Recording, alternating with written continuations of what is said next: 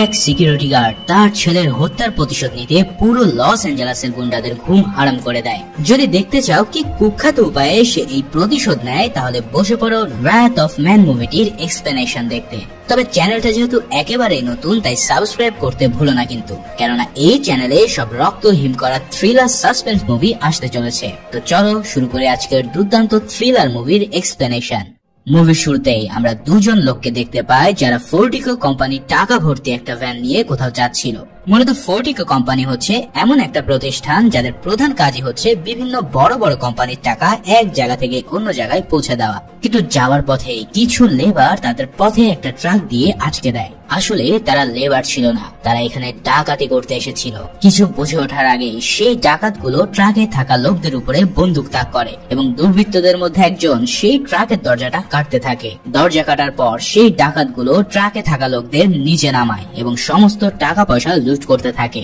টাকা লুট করার পর সেই দুর্বৃত্তরা ট্রাকে থাকা দুজন লোক এবং একজন পথচারীকে যে তাদের দেখে ফেলেছিল তাদের সবাইকে মেরে ফেলে।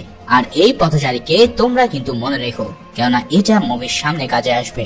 এরপর আমাদের কিছু মাস পরের দৃশ্য দেখানো হয়, যেখানে পেট্রিক নামের এক ব্যক্তি সেই ফোর্টিকো কোম্পানিতে সিকিউরিটি জবের জন্য ইন্টারভিউ দিতে এসেছে। এখানে আমরা ফোর্টিকো কোম্পানির উচ্চ পদস্থ একজন কর্মকর্তা জেরিকে দেখতে পাই, যে প্যাট্রিকের আবেদন করা অ্যাপ্লিকেশনের মাধ্যমে জানতে পারে যে প্যাট্রিক আগে ইউরোপের একটা এজেন্সিতে কাজ করত। এটা তাদের জন্য বেশ ভালো খবর ছিল, কারণ তাদের এই কাজে অনেক প্রফেশনাল লোক প্রয়োজন। জেরি প্যাট্রিকের বিবাহিত অবস্থা সম্পর্কে জানতে চাইলে পেট্রিক বলে সে বর্তমানে অবিবাহিত এবং ডিভোর্স, যা শুনে জেরি আরো বেশি খুশি হয়ে যায়, কেননা এই কাজে অনেক ঝুঁকি রয়েছে এবং পেট্রিকের পরিবার না থাকায় সে নিশ্চিন্তে এই কাজ করতে পারবে। এরপর পেট্রিকের সাথে বুলেট নামের একজন লোক দেখা করতে আসে। বুলেট পেট্রিককে বলে এই জবটা পাওয়ার জন্য তোমাকে কিছু পরীক্ষা দিতে হবে, যেখানে তোমাকে মিনিমাম 70% মার্ক তুলতে হবে। এরপরে শুরু হয় পেট্রিকের সেই পরীক্ষা, যার মধ্যে ছিল রানিং, শুটিং এবং মানি ক্যাশ ট্রাক ড্রাইভিং সহ আরো নানা পরীক্ষা। এই সকল পরীক্ষা দেওয়ার পর প্যাট্রিকের মার্কস আসে 70%, যা এই জব পাওয়ার জন্য পারফেক্ট ছিল। প্যাট্রিককে বুলেট একটা সারনেম দেয়, যা ছিল এইচ। এরপর বুলেট প্যাট্রিককে এইচ নামে তার টিমের সকল মেম্বারের সাথে পরিচয় করিয়ে দেয়। এরপর এইচ কে তারা অস্ত্র দেয়, যাতে সে আজকে থেকেই তার কাজ শুরু করতে পারে। অন্যদিকে আমাদের ডেভ এবং তার পার্টনার জনকে দেখানো হয়, যারা আজকে একটা জায়গায় টাকা ডেলিভারির জন্য প্রস্তুতি নিচ্ছিল। তবে তাদের সাথে আজকে বুলেটও যাবে। বুলেট এই ডেলিভারিটা করার জন্য ডেভের পার্টনার বদলে দেয় এবং এইচ কে সাথে করে নিয়ে যায়। এটা শুনে ডেভ এইচ কে বলতে থাকে যে তোমার কোনো আইডিয়াই নেই এই জবটা কত ভয়ানক। এইচ উত্তর দিয়ে বলে তুমি ঠিকই বলেছো, আমার আসলেই কোনো আইডিয়া নেই যে এই জব কতটা ভয়ঙ্কর। তারা তিনজন একটা মানি ক্যাশ ট্রাক নিয়ে বের হয়ে যায়, যার ড্রাইভিং এ ছিল ডেভ। ডেভের পাশে বসে ছিল এইচ এবং পিছনে ছিল বুলেট। ডেভ এইচ কে বলতে থাকে কিছু মাস আগে যেই ট্রাকটা ডাকাতি হয়েছিল সেটা মূলত আমারই চালানোর কথা ছিল, কিন্তু অসুস্থ থাকার কারণে আমি সেদিন ওই ট্রাকটা চালাতে পারিনি, যার কারণে আমি আজ বেঁচে আছি। এই কথা শুনে এইচ ডেভের উপরে সন্দেহ করতে থাকে। এরপর এইচ এবং বুলেট একটা বিল্ডিং এ প্রবেশ করে এবং তাদের কাজ শেষ করে নিরাপদে অফিসে চলে আসে। সেই অফিসে তাদের ট্রাকের সম্পূর্ণ চেক আপ হয়। তাদের অফিসের সিকিউরিটি সিস্টেম অনেক কড়া ছিল। এরপর বুলেট এইচ সহ তার সকল সাথীদেরকে নিয়ে একটা রুমে প্রবেশ করে, যেখানে তারা সবাই কাজ শেষ করে একটু মজ মাস্তি করত। সেই রুমে প্রবেশ করার আগে তাদের সকলকে তাদের আইডি কার্ড পাঞ্চ করে তারই পাশে থাকা একটা বোর্ডে কার্ডগুলো রেখে দিতে হতো।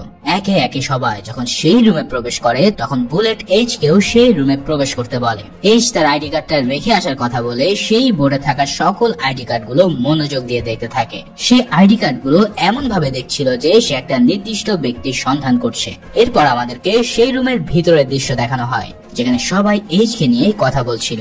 সেখানে থাকা কয়েকজন এমপ্লয়ি জনকে রাগিয়ে দেয় এই কথা বলে যে এইচ নতুন এসে তোর জায়গা দখল করে ফেলেছে। আসলে এই জন ছিল ডেভের পার্টনার। এই কথা শুনে জন এইচ এর সাথে বিভিন্ন বিষয় নিয়ে কথা বলতে চায়, কিন্তু এইচ জনের কথাগুলো পুরোপুরি ইগনোর করে এবং জনকে সেখান থেকে চলে যেতে বলে, যার কারণে জনের অনেক বেশি মন খারাপ হয়। এর পরের দিনের এক ডেলিভারিতে দেখতে পাই সেদিনও তারা তিনজন একটা মানি ক্যাশ ট্রাক নিয়ে কোথাও টাকা ডেলিভারি করতে যাচ্ছে। তারা শহরের একটা জায়গায় গিয়ে থামে। সেখানে বুলেট একাই কিছু বস্তা টাকা নিয়ে ডেলিভারি করতে যায়। অনেক সময় যাওয়ার পর যখন আর বুলেট ফিরে আসে না, তখন ডেভ ওয়াকি টকির মাধ্যমে বুলেটের সাথে কন্ট্যাক্ট করতে চায়, কিন্তু সেখান থেকে কোনো রেসপন্স আসে না। কিছুক্ষণ পরে যখন ওখান থেকে বুলেটের হেল্প কথাটা শুনতে পায়, তখনই তারা বুঝতে পারে যে বুলেট কিডন্যাপ হয়ে গেছে।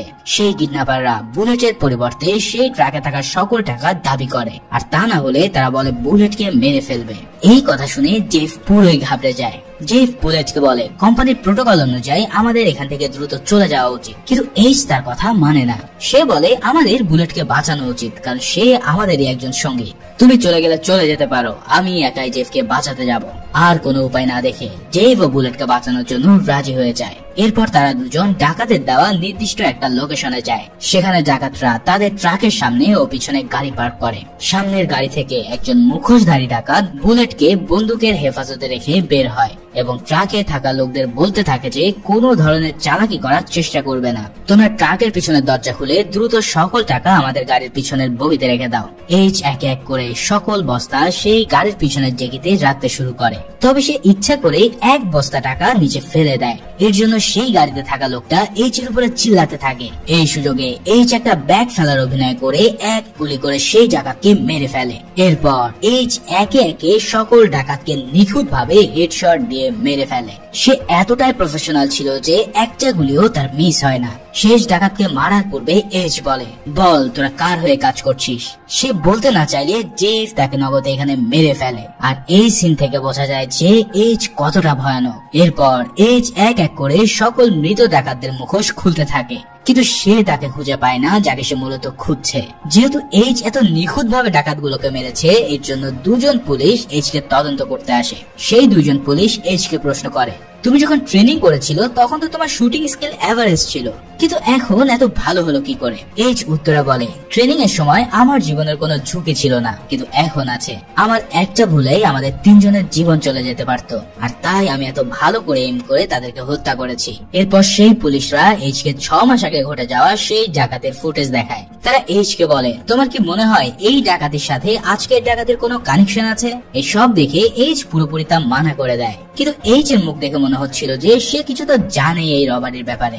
এইচ যখন রুম থেকে বের হয় তখন জেরি এইচ কে বলে, এত বড় ইনসিডেন্ট ঘটার পর আমাদের কোম্পানির পলিসি হচ্ছে তুমি এখন 1 মাস কোনো ধরনের ফিল্ড জব করতে পারবে না। মানে এই 1 মাস তাকে অফিসে বসেই কাজ করতে হবে।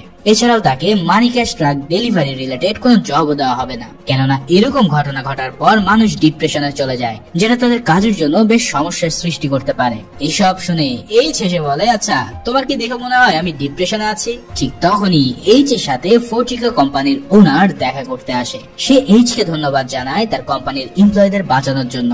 সেই ওনার ডোরিকে বলে, আমাদের কোম্পানিতে এই ধরনের লোকই প্রয়োজন, কেননা এই ধরনের লোক থাকলে আমাদের টাকা সেফ থাকবে। তাই আমার কথা হচ্ছে তুমি ওকে ফিল্ড জব করার অনুমতি দাও। এরপর আমাদের সেই দুজন পুলিশকে দেখানো হয় যারা কিং নামক একজন FBI অফিসারের সাথে কথা বলছিল।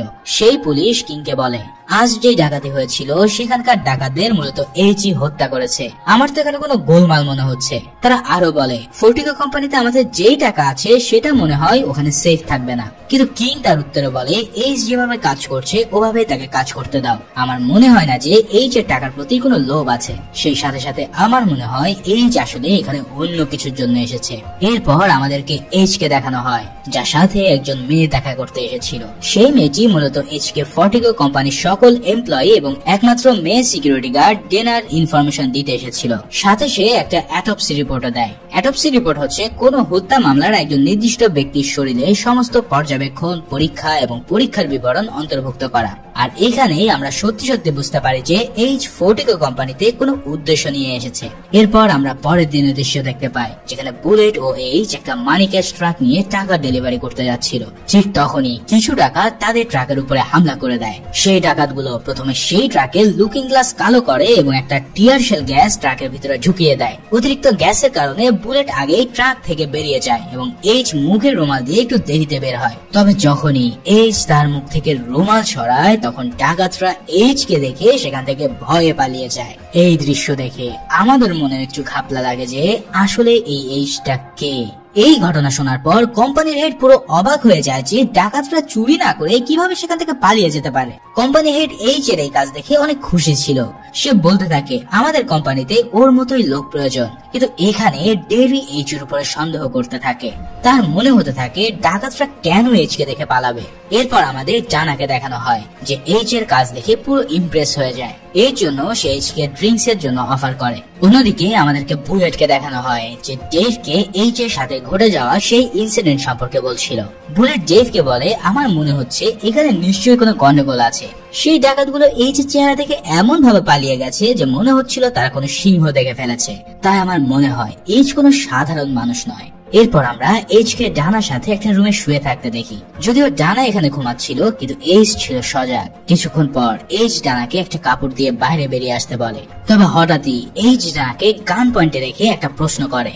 সে বলে তোমার কাছে এত টাকা আসলো কোথা থেকে? কিন্তু ডানা এইচ কে এই ব্যাপারে কিছুই বলতে চায় না। তখনই এইচ ডানার আশেপাশে গুলি চালিয়ে তাকে ভয় দেখাতে থাকে। এর জন্য ডানা ভয়ে বলে দেয় যে সে এই টাকাটা তার রিটায়ারমেন্টের জন্য অফিস থেকে চুরি করেছে। এছাড়াও সে জানায় যে এইটাই তার প্রথম এবং আর সেই ধরনের কোনো কাজ করবে না।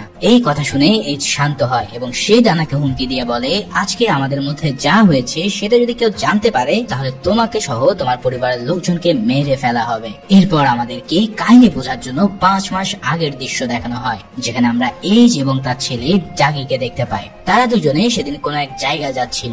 ঠিক তখনই এইচ কে মাইক নামের একজন কল করে। আসলে মাইকই সেই ব্যক্তি ছিল যে আগের দৃশ্যে এইচ কে দেখে পালিয়ে গিয়েছিল। মূলত এইচ ছিল মাইকদের গ্যাংয়েরই মেইন বস। যাই হোক, সে এইচ কে ফোন দিয়ে বলেছিল একটা প্রবলেম হয়ে গেছে, তোমাকে একটা 40K কোম্পানি ট্রাকের লোকেশন দিতে হবে। আসলে সেই ট্রাকের লোকেশন যার দেওয়ার কথা ছিল তার বাইক অ্যাক্সিডেন্ট হয়েছে, যার কারণে সে সেখানে আটকা পড়ে গেছে।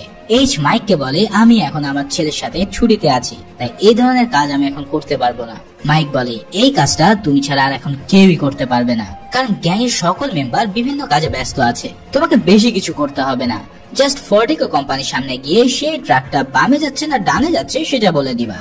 এখন আর কোনো উপায় না দেখে এইচ তার ছেলেকে নিয়ে চলে যায় সেই 40K কোম্পানির সামনে। সে তার ছেলেকে খাবার আনার কথা বলে ট্রাকটির দিকে নজর রাখতে থাকে। এরপর এইচ মাইককে সেই ট্রাকের ডিরেকশন বলে দিয়ে তার ফোনটা ডিসকানেক্ট করে দেয়। এরপর এইচ তার ছেলের জন্য খাবার আনতে যায়। ঠিক তখনই আমরা সিনেমার শুরু দৃশ্যটা দেখতে পাই, যেখানে সেই ডাকাতগুলো ট্রাকে থাকা লোকদের মেরে ফেলে। তখন সেই দৃশ্যটা এইচ এর ছেলে ডাগি দেখে ফেলেছিল, যার কারণে চোররা ডাগিকে গাড়ি থেকে নামতে বলে। এই সময় ডাগি তার বাবাকে ফোন দিচ্ছিল, কিন্তু এইচ তখন কার সাথে যেন কথা বলছিল। আর কোনো উপায় না দেখে ডাগি গাড়ি থেকে নেমে যায়। ঠিক তখনই এইচ তার ছেলের জন্য খাবার নিয়ে আসছিল, আর এরপরে ডাকাতরা এইচ এর চোখের সামনে ডাগিকে গুলি করে মেরে ফেলে। এই দৃশ্য দেখে এইচ দৌড়ে সেই ডাকাতের দিকে যেতে থাকে, কিন্তু তখনই একজন এইচ কে গুলি করে মারে এবং এইচ মাটিতে পড়ে যায়। এই সব কাহিনী দেখে আমরা বুঝতে পারি যে মুভির শুরুতে ডাকাতরা যে পথচারীদেরকে গুলি চালিয়েছিল তারা ছিল ডাগি এবং এইচ। এইচ ডাকাতদের মধ্যে একজনের চেহারা দেখে ফেলে। এই ঘটনার প্রায় 3 সপ্তাহ পরের দৃশ্যে দেখানো হয়, যেখানে এইচ একটা হসপিটালে ভর্তি ছিল। সেখানকার ডক্টর এইচ কে বলে তোমার শরীরে মোট 6টা গুলি লেগেছে, যা বের করতে আমাদের 3টা অপারেশন করতে হয়েছে। তোমার শরীর থেকে অনেক রক্ত বের হয়ে গেছে, কিন্তু ভাগ্যক্রমে তুমি এখনো বেঁচে গেছো। পরের দৃশ্যে আমরা এইচ কে দেখতে পাই যে তার ওয়াইফের সাথে একটা রুমে বসেছিল। এইচ এর ওয়াইফ এইচ কে ডিভোর্স দিয়ে দেয়, কারণ সে মনে করে তার ছেলের মৃত্যুর জন্য এইচই দায়ী। সেখানে এইচ কিছুই বলতে পারে না, কারণ সেও নিজেও অনেক দুঃখী ছিল। সেই থেকে এইচ তার ছেলের মৃত্যুর প্রতিশোধের আগুনে জ্বলতে থাকে। এরপরে আমরা এজেন্ট কিং কে এইচ এর সাথে একটা গাড়িতে বসে থাকতে দেখি। আসলে এজেন্ট কিং এইচ এর হয়ে কাজ করত। এজেন্ট কিং এইচ কে বলে তোমার ছেলেকে কারা মেরেছে সেটা তো আমি জানি না, কিন্তু তোমাকে আমি এই শহরের সকল গুন্ডাদের ইনফরমেশন দিয়ে দিলাম, ফলে এটাকে তুমি তোমার মতো হ্যান্ডেল করো। এরপর এইচ তার গ্যাং এর খাস লোকদের ডাকায়। সেখানে কিং এইচ এর ছেলে মারা যাওয়ার জন্য দুঃখ প্রকাশ করে। এইচ বলে আমার ছেলেকে যে গুন্ডারা মেরেছে তার ইনফরমেশন আমার দরকার। সেখানে থাকা 2 জন গুন্ডা এইচ কে বলে আমরা সর্বোচ্চ চেষ্টা করছি সেই ডাকাতদের খুঁজে পেতে, কিন্তু তাদের সম্পর্কে আমরা কোনো ইনফরমেশন খুঁজে পাইনি। কেউই বলতে পারছে না যে সেদিনের ডাকাতি কে করেছে। এইচ তাদেরকে বলে আমার মনে হচ্ছে তোমরা সেই ডাকাতদের খোঁজার কোনো চেষ্টাই করছো না। আমি জানি না তোমরা কিভাবে সেই ডাকাতদের খুঁজে পাবে, কিন্তু আমাকে তাদের সকল ইনফরমেশন দিতে হবে যত দ্রুত সম্ভব। এরপর এইচ এর লোকেরা একে একে সমস্ত এলাকার গুন্ডাদের খোঁজ লাগাতে থাকে। তার মধ্যে একজনকে এইচ এর আস্তানায় আনা হয়। তারা সেই গুন্ডাকে টর্চার করতে থাকে, কিন্তু সে ওই ডাকাতদের ব্যাপারে কিছুই বলে না। এরপর আর কোনো উপায় না পেয়ে এইচ এর লোকেরা সেই গুন্ডার ওয়াইফকে নিয়ে আসে, যার কারণে সেই গুন্ডাটা এবার এইচ কে জ্যাকসন ব্রাদার নামের একটা গ্যাং এর কথা বলে, যারা সেদিন ওই ব্যাংক ডাকাতিটা করেছিল। এরপর এই কথা শুনে এইচ সেই গ্যাংটাকে ধরার জন্য বেরিয়ে যায় এবং সেই গ্যাং এর প্রতিটা মেম্বারকে মারা শুরু করে। প্যাট্রিক তার ছেলের মৃত্যুর প্রতিশোধ নিতে পুরো মরিয়া হয়ে পড়ে। এই সব ঘটনার কারণে মাইক অনেক চিন্তিত হয়ে পড়ে, কারণ প্যাট্রিকের ছেলের প্রতিশোধ নিতে গিয়ে তাদের বিজনেসে পুরো 12টা বেজে যাচ্ছে। এর জন্য মাইক প্যাট্রিককে কিছুদিন ব্রেকে যেতে বলে। প্যাট্রিকও বিষয়টা বুঝতে পারে, তাই সে মাইককে বলে, আমি তাহলে কিছুদিনের ব্রেক নিতে লন্ডনে যাব, যতদিন আমি না আসি আমার সকল বিজনেস তুমি সামলিও। এরপর আমাদের সেই মেয়েটাকে দেখানো হয় যে প্যাট্রিককে কোনো একজনের অ্যাটপসি রিপোর্ট দিতে এসেছিল। এই মেয়েটা মূলত ছিল ক্রিস্টি। আসলে প্যাট্রিকের সন্দেহ হতে থাকে যে এই ডাকাতের পিছনে ফর্টিকো কোম্পানির কোন সিকিউরিটির হাত আছে। তাই প্যাট্রিক ক্রিস্টিকে তার সকল ক্রিমিনাল রিপোর্ট মুছে দিয়ে সম্পূর্ণ নতুন একটা আইডেন্টিফিকেশন বানাতে বলে, যাতে সে ফর্টিকো কোম্পানিতে অ্যাজ এ সিকিউরিটি গার্ড হিসেবে জয়েন করতে পারে। এরপরে আমাদেরকে সিনেমার দ্বিতীয় দৃশ্য দেখানো হয়, যেখানে প্যাট্রিক ফর্টিকো কোম্পানিতে জব করতে এসেছিল। এখন এরপরের কাহিনী তো তোমরা সবাই জানো। এখানেই আমরা প্যাট্রিকের আসল উদ্দেশ্য জানতে পারি, কেননা সে ফর্টিকো কোম্পানি জবের জন্য অ্যাপ্লাই করেছিল। এছাড়াও যে অ্যাটপসি রিপোর্টটা ক্রিস্টি প্যাট্রিককে দিয়েছিল সেটা আর কারোরই ছিল না, সেটা ছিল প্যাট্রিকের ছেলে ডাগির। পরের দৃশ্যে আমাদেরকে জ্যাকসন ব্রাদার গ্রুপের সকল মেম্বারদেরকে দেখানো হয়, যারা খুবই চিন্তায় ছিল। আসলে তারা অনেক দিন ধরে একটা জায়গায় লুকিয়ে আছে, যার কারণে তারা এতদিন কোনো রবারিও করতে পারেনি। এই কারণে তাদের জীবনযাপন করতে খুব কষ্ট হচ্ছিল। তারা সকলে যখন তাদের লিডার জ্যাকসনকে আবার ডাকাতি করার কথা বলে, তখন জ্যাকসন এটা করতে বারণ করে, কারণ তারা কিছুদিন আগে কয়েকজনকে হত্যা করেছে, যার কারণে পুলিশ তাদেরকে খুঁজে বেড়াচ্ছে। এখন যদি তারা কোনো রবারি করতে যায় তাহলে তারাও বিপদে পড়তে পারে। বলে রাখি, এই গ্রুপের সকল মেম্বাররা আগে কিন্তু মিলিটারিতে ছিল, কিন্তু এখন তারা টাকার জন্য ডাকাতির পথ বেছে নিয়েছে। আর এখানেই আমরা সেই লোকটাকে দেখতে পাই যার চেহারা প্যাট্রিক দেখে ফেলেছিল, আর এই ব্যক্তিটার নাম হলো জেন। এরপর আমরা দেখতে পাই সেই দিনকার রবারি, যেখানে জেন ওই রবারির প্ল্যান করছিল। সে চাইছিল সে সেই সব কোম্পানির টাকা চুরি করবে যাদের প্রধান কাজ হচ্ছে টাকা ডেলিভারি করা। তখন তারা জানতে পারে ফর্টিকো কোম্পানি টাকা ভর্তি একটা ট্রাক যাচ্ছে, যেখানে প্রায় $2 মিলিয়ন রয়েছে, যার কারণে সেই দিন তারা ওই ট্রাকটাকে ডাকাতি করেছিল। আর এই ডাকাতি করতে গিয়ে জেন প্যাট্রিকের ছেলেকেও মেরে ফেলে। এর 5 মাস পর জ্যাকসন তার টিমের সকল মেম্বারকে এক জায়গায় করে এবং তাদের নতুন চুরির প্ল্যান বলতে থাকে। জ্যাকসন তাদেরকে বলে, এই চুরিতে আমরা ফর্টিকো কোম্পানি থেকে প্রায় $160 মিলিয়ন চুরি করতে পারবো। আসলে পুরো বছরের একটা দিনে ব্ল্যাক ফ্রাইডে উৎসব পালন করা হয়, আর এই সময়টাতে ফর্টিকো কোম্পানির ভিতরে মিলিয়ন ডলার জমা থাকে। এদিকে কিছুদিন পর এইচ এবং বুলেট কোন জায়গা থেকে টাকা ডেলিভারি নিয়ে তাদের অফিসে ফেরত আসতে থাকে। তখন বুলেট এইচ কে বলে, আমি আসলে এই সব ট্রাকের খবর জ্যাকসন ব্রাদার গ্রুপে পৌঁছে দিতাম। আমি আগেই সেই গ্রুপের একজন মেম্বারও ছিলাম। এছাড়াও আমি অনেক বছর ধরে এই কোম্পানিতে চাকরি করি এবং সেই ট্রাকগুলোর তথ্য জ্যাকসন গ্রুপকে বলে দেই। এতে করে আমি কিছু পার্সেন্টেজও পাই। এখন বুলেট এইচ কে তার এই কাজে সাহায্য করতে বলে। এইচও বুলেটকে সাহায্য করার জন্য রাজি হয়ে যায়, কিন্তু সে তো আর জানে না কার সাথে সে কি বিজনেস ডিল করলো। আসলে এইচ এই তথ্যটা পাওয়ার জন্যই এতদিন এই কোম্পানিতে চাকরি করছিল। এরপর বুলেট সেই মানি ট্রাক এবং এইচ কে নিয়ে চলে যায় জ্যাকসনদের আস্তানায়। সেই গ্রুপের চোররা তাদের ট্রাকের ভিতরে লুকিয়ে পড়ে। সেই চোরদের গায়ে বুলেট প্রুফ জ্যাকেট, মাথায় হেলমেট এবং হাতে অস্ত্র ছিল। এরপর বুলেট সেই ট্রাকটিকে নিয়ে চলে যায় তাদের কোম্পানির ভিতর। তখনই সেই ট্রাকের ভিতরে থাকা চোরগুলো কোম্পানির থাকা সকল কর্মীকে হোস্টেস বানিয়ে ফেলে। সেখানে থাকা একজন কর্মী সুযোগ পেয়ে ইমার্জেন্সি অ্যালার্ম বাজিয়ে দেয়, যার কারণে পুলিশও খবর পেয়ে যায় যে ফর্টিকো কোম্পানিতে চুরি হচ্ছে। এই অ্যালার্মের কারণে চোররা একটু অমনোযোগী হয়ে পড়ে। এই সুযোগে সেখানকার সিকিউরিটি গার্ডরা চোরদের উপরে গুলি চালাতে থাকে, কিন্তু জ্যাকসন টিমের সকল মেম্বাররা অনেক হাই কোয়ালিটির আর্মার পরেছিল বিধায় তাদের কিছুই হয় না। তাই তারা খুব সহজে গুলি চালিয়ে সিকিউরিটি গার্ডদের মেরে ফেলতে পারে। অন্যদিকে একজন ডাকাত এইচকে জিম্মি করে রেখেছিল। এইচ সুযোগ পেয়ে সেই ডাকাতকে মেরে ফেলে এবং নিজে সেই ডাকাতের পোশাক পরে, যাতে কেউ তাকে চিনতে পারে না। অপর পাশে বুলেট তার আসল চেহারা দেখায়। সে নিষ্ঠুর ভাবে জানা ও জেফকে মেরে ফেলে। এখানে আমরা দেখতে পাই জাস্ট জেন, বুলেট এবং জ্যাকসন ডাকাত দল থেকে বেঁচে আছে। এখানে জ্যাকসনের গায়ে গুলি লেগেছিল, যার কারণে সে অনেক আহত হয়েছিল। এরপর জেন একটা ট্রাকে তাদের দুজনকে নিয়ে পুলিশের গাড়ি ধাক্কা দিয়ে চলে যেতে থাকে গ্যারেজের দিকে। আসলে সেখানে কিছু টানেল ছিল। জ্যাকসন বুঝতে পারে জেন এখানে থাকা সকল টাকা নেওয়ার জন্য তাদের দুজনকে মেরে ফেলবে। এর জন্য সে জেনকে মারার জন্য বন্দুক বের করে, কিন্তু জেন এটা বুঝে যায়, যার কারণে সে জ্যাকসনের গলা কেটে মেরে ফেলে। এরপর জেন আর বুলেট দুইটা এটিভি নিয়ে চলে যায় টানেলের শেষ মাথায়। সেখানে তারা আগে থেকে একটা গাড়ি রেখে দিয়েছিল। সকল টাকা জেন এবং বুলেট গাড়ির ডিগিতে রাখতে শুরু করে। টাকা রাখা শেষ হতে না হতেই বুলেট জেনকে মারার জন্য বন্দুক বের করে, কিন্তু বুলেট জেনকে মারার আগে জেন বুলেটকে মেরে ফেলে। এরপর দ্রুতই জেন সেই টানেলের মাধ্যমে বেরিয়ে আসতে থাকে। পরের দৃশ্যে আমরা জেনকে দেখতে পাই যে তার ঘরে গোসল করার পর ড্রিঙ্কস করার জন্য আসছিল। ঠিক তখনই সেই চুরি করা টাকাগুলোর ভিতর থেকে একটা ফোনের আওয়াজ পাওয়া যায়। মূলত এই ফোনটা এইচ ইচ্ছা করে সেই টাকাগুলোর মধ্যে লুকিয়ে রেখেছিল, যাতে সে জেনের লোকেশন ট্রেস করতে পারে। জেন যখন ফোনটা রিসিভ করে তখন এইচ এর আওয়াজ সে শুনতে পায়, তবে এইচ অলরেডি জেনের জন্য তার রুমে ওয়েট করছিল। সেখানে এইচ জেনকে বলতে থাকে, 5 মাস আগে তুমি যেই ছেলেটাকে মেরেছিলে সেটা হচ্ছে আমারই ছেলে। এইচ জেনকে তার ছেলের পোস্টমর্টম রিপোর্ট দেখায়, যেখানে লেখা ছিল ডাগির পিত্তথলি ফেটে গিয়েছিল বিধায় সে মারা গিয়েছে। যেহেতু তার ছেলেকে এভাবে হত্যা করেছে, তাই এইচও এখন জেনের পিত্তথলিতে গুলি করে, যার কারণে জেন অনেক কষ্ট পেয়ে সেখান থেকে মারা যায়।